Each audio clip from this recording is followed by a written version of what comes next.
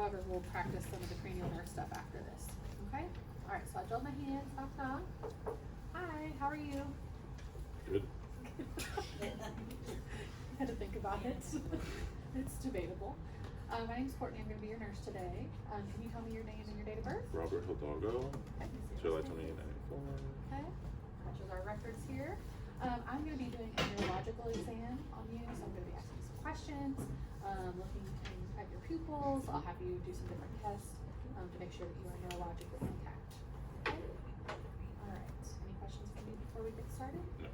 All right, so the first thing I'm going to do is I'm going to assess your level of consciousness. So you already told me your name. Can you tell me where you're at today? School. Can you tell me what month it is? June. It is June. And can you tell me why you're here today?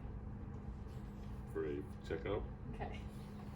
So the patient is alert and oriented times 4. Now I'm going to go ahead and assess pupils. I'm going to have the pen light on. Here you go. Thanks, patient. The patient has stolen my equipment. Alright, so I'm going to assess your pupils. Ideally, I would dim the lights or get the room as dark as possible to get the best data.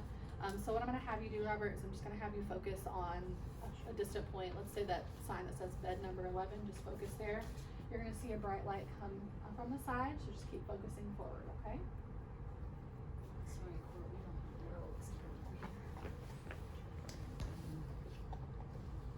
Okay, so pupils are equal, they're round and reactive to light. I would say each pupil was about a 4, constricted to a 2. Now I'm going to have you focus on the pen light here, okay? All right, and as I bring this closer to your face, I want you to continue focusing, okay?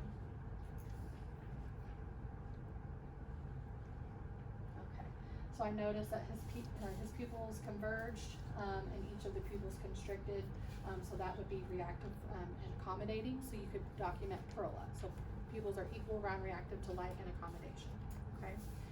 Next, I'm going to assess the cranial nerve number 7, which is the facial cranial nerve. We put this on there because we want you all to be thinking about stroke and signs of stroke. So what I'm going to have you do, Robert, I'm going to have you make some different faces, okay? So I want you to go ahead and close your eyes. It's like, great, I've been waiting for this. Have you close your eyes? Perfect. All right, open your eyes for me. Okay, lift your eyebrows up. And kind of curl them down. Okay, can you smile for me? Okay, see your teeth. And then can you make like a blowing face, like a puffer fish? Perfect. All right. Now I'm going to assess your upper and lower body strength. So I'm going to have you squeeze my hands, please, as hard as you can. Okay. That is not as hard as you can. Come on. I was like, that's pretty weak, Robert. I'm like, don't want to hurt teacher. Okay, grip strength is equal bilaterally on the upper extremities. I would say a 5 out of 5. Now I'm going to go to the lower extremities. So to test for grip strength, we're going to have the patient dorsiflex and plantar flex against our resistance. Okay. All right, Robert, I'm going to have you press down on my hands like you're driving a car. Perfect. All right. Now I'm going to have you pull your toes up towards the sky. All right, perfect. So lower extremity strength is equal bilaterally. I would say a 5 out of 5 for both plantar flexion and dorsiflexion. I think the only thing we have left is doing our special techniques. So I'm going to assess you for your coordination and balance. I'm going to have you stand up for me, please. All right, so just stand here facing them. Okay. All right, I'm going to have you put your feet together. There you go. All right, now close your eyes. All right, so this is, I'm assessing first for the Romberg sign. All right. So a normal finding, we might see a little bit of movement as he adjusts, but we should not see any significant swaying from side to side or kind of falling or stepping off to the side. Once again, with this, you need to be close to the patient. You don't want to like walk across the room and start cleaning and do other things. You need to be close in case they do lose their balance. So I would say this is a negative Romberg sign. I'm not seeing any shifting in his balance or swaying. Okay, Albert, you can open your eyes for me. All right, so next we're going to test for pronator drift. So I'm going to have you place your arms out in front of you, and I'm going to have you close your eyes. Okay. And so usually we do this for about 30 seconds, and eventually your arms will hurt. All day. Yeah, right. Stand there. So what you're looking for is to see if you see any drifting of usually one extremity, okay? And we are not seeing that, so this would be a negative pronator trend. Okay, all right, and release, perfect. So I am noticing that Robert is neurologically intact. He seems to be alert and oriented to everything that's going on today. I don't see any him being agitated or restless. He seems to be calm. Robert, do you use any assistive devices at home? Do you get around well without like a cane or Yes. a walker, crutches? Yes. You don't require any assistance to walk? No. Okay, perfect. All right, is there anything I missed on the list? The GCS. Oh, thank you. So I have theoretically done all of the GCS. I would give him a 15 on the GCS score. So his eye opening is spontaneous. When I came in the room, eyes were open, so he gets full credit for that. His verbal response, he's appropriate. He's answering questions appropriately. He's oriented, so he gets full credit for that. And then his motor response, he gets full credit. He's able to follow my commands and follow what I'm asking him to do. So he gets a 15 on the GCS. Okay. Anything else? For general appearance, would you just say they're stable? They're stable. There's no distress.